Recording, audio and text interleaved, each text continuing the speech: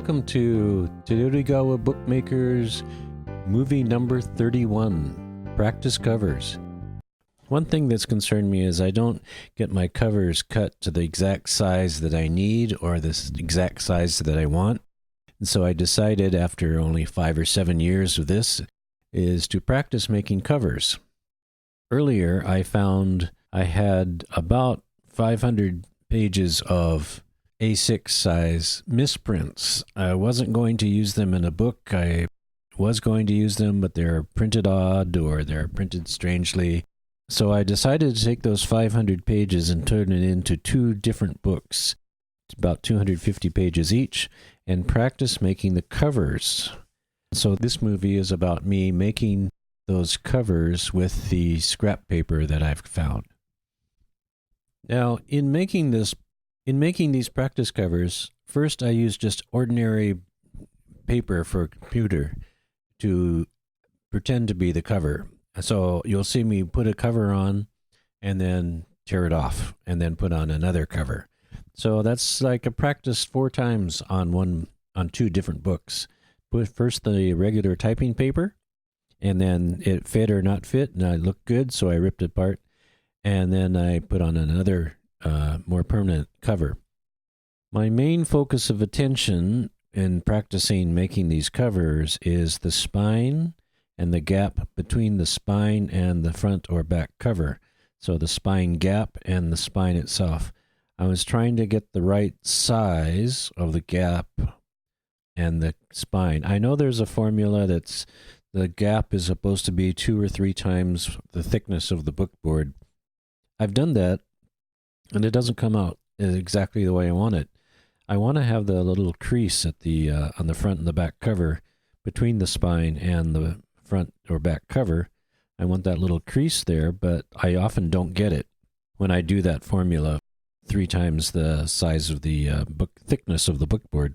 So I practiced, and I found 4 times the thickness of the bookboard was adequate. It was at 4 times. It's a little bit bigger than I thought, but that means I also have to make the cover a little bit smaller, because if it's 4 millimeters for a 1 millimeter thick bookboard, or even 8 millimeters for a 2 millimeter thick bookboard, then the foredge doesn't look good. So I was practicing on the spine and the gap between the spine and the bookboards to see if I could get it set correctly. I think I did okay, and I'll just continue to practice, but that's what I've been concentrating on this particular video.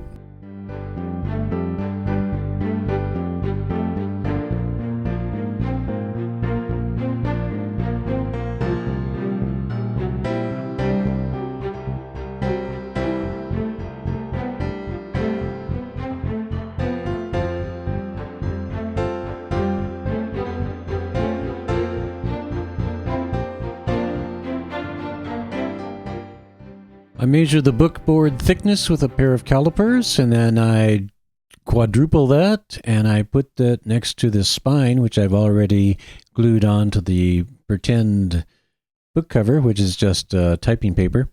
And then I start measuring things out, and then I glue everything on, and I cut the corners, and then I get the text block to check for the size.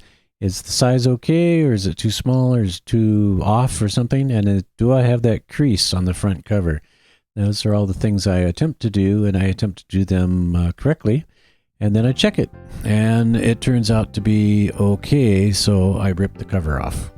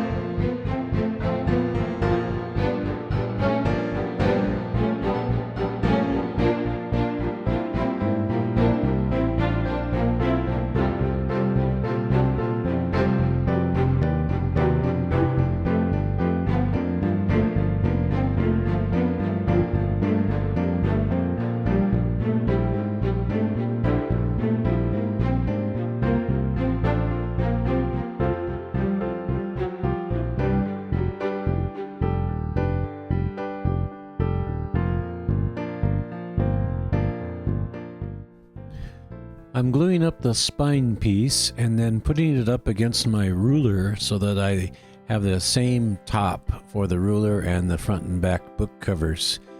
And I'm also taking a pair of calipers to get the distance that I want, which I think in this case is 6 millimeters. I'm going to get 6 millimeters on both sides of the spine, and after that is where the covers go. So there'll be a 6 millimeter gap between the spine and the book covers. And here I glue in the spine and then I measure the distance I want and I make a big mistake. And once I've glued on the spine, that will be the top of my book, the head.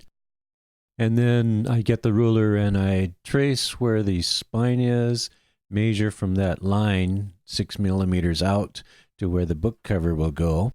But in this case, I discovered that the left edge of the paper that I'm going to use as the cover is not wide enough for the front cover, so I have to move everything over about 15 millimeters.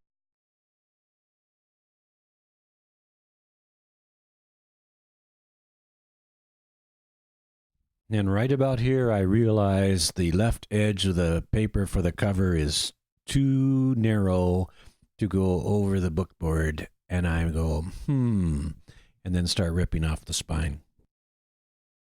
Here is the final book I put together, I cased in. First I glue on the spine, and then I use calipers to get the 6 millimeter distance between the spine and the book covers for the spine gap. And then I get a piece of wood that is 15 millimeters wide, and I use that as a guide to cut off the excess book cloth for the covers. Now, one of the problems with the covers is the foredge is rounded. The top and bottom edge is rounded, and I don't cut the book cloth to be rounded, so that's a problem. But after I cut that off and I glue everything up, and then I glue the end papers. Previously, I didn't glue the end papers because I knew I was going to take the covers off. The first covers were just for practice, and this is the actual book. I glue them up and put them in the boards and press them down, and it turns out to be relatively okay. So I'm really surprised at how big the spine gap has to be. In fact, if I were to make this book again, I'd probably make it a little bit bigger than 6 millimeters on each side, the spine gap. So here we have my finished product.